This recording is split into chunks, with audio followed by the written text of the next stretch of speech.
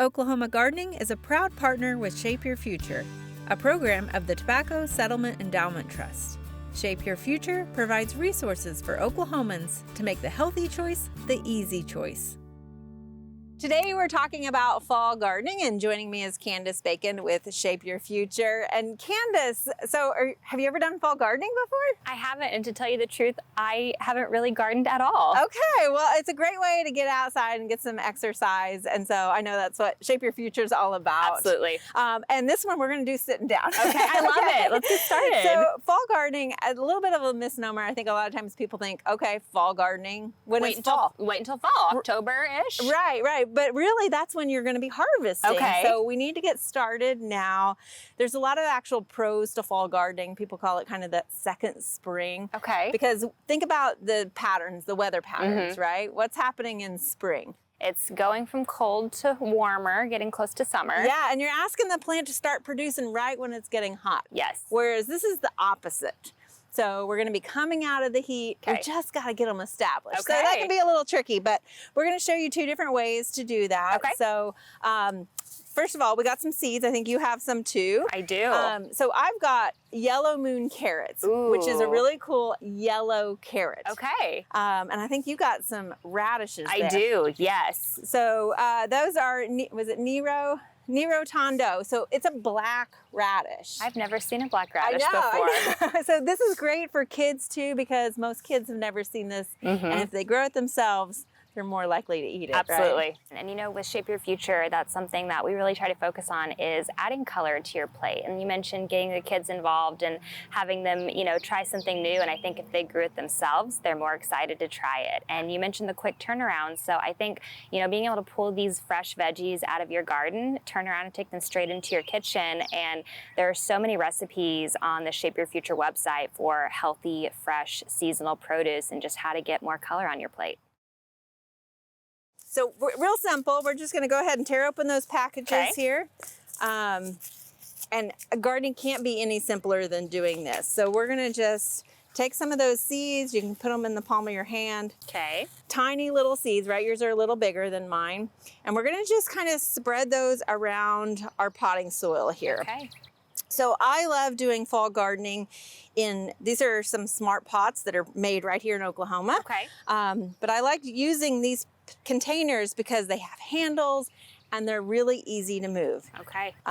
You know how the weather can be this time of year? Absolutely. It can change at the turn of a dime. Right. It's kind of overcast right now, and it's supposed to be 100 degrees this afternoon. Yes. And so we want to make sure that while they get warm, we don't completely dry them out during the daytime. And so we're just going to kind of cover those over a little bit. Do I use the whole packet? You can if you want. I don't know how many's in there, but yeah, go ahead and sprinkle those around.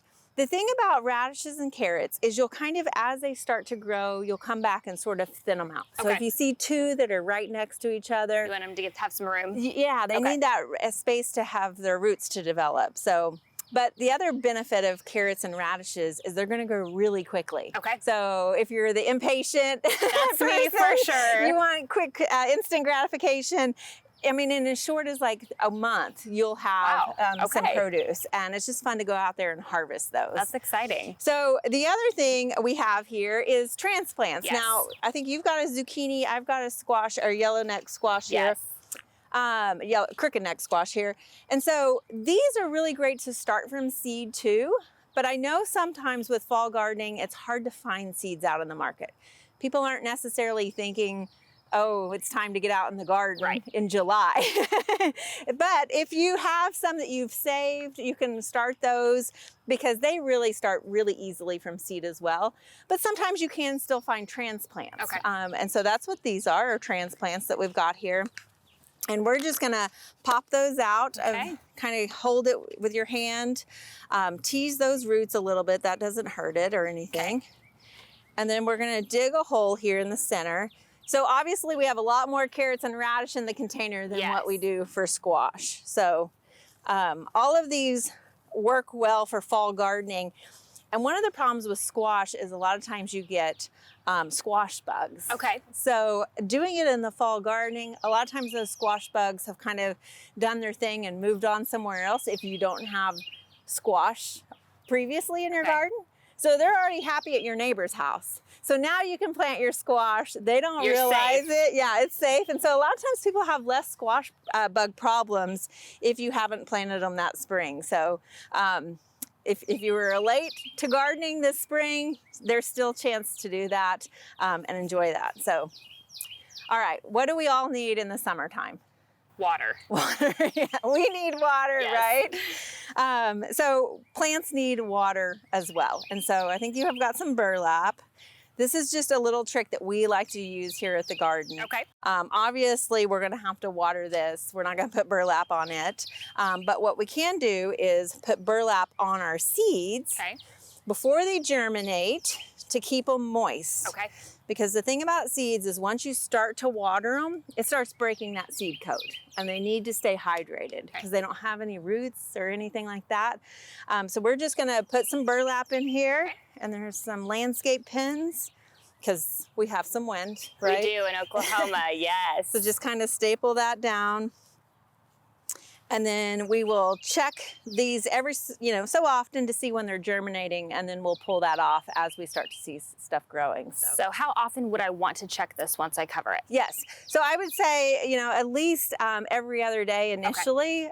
Some of these seeds will germinate in a couple of days, and then as you start to see one germinate, you might start checking it more often. Okay. When you really have more of them coming up than just one, you're going to want to remove this, okay? But again, the nice thing, we as people, we need to get out in the shade. We need to make sure we're not getting heat stress or anything.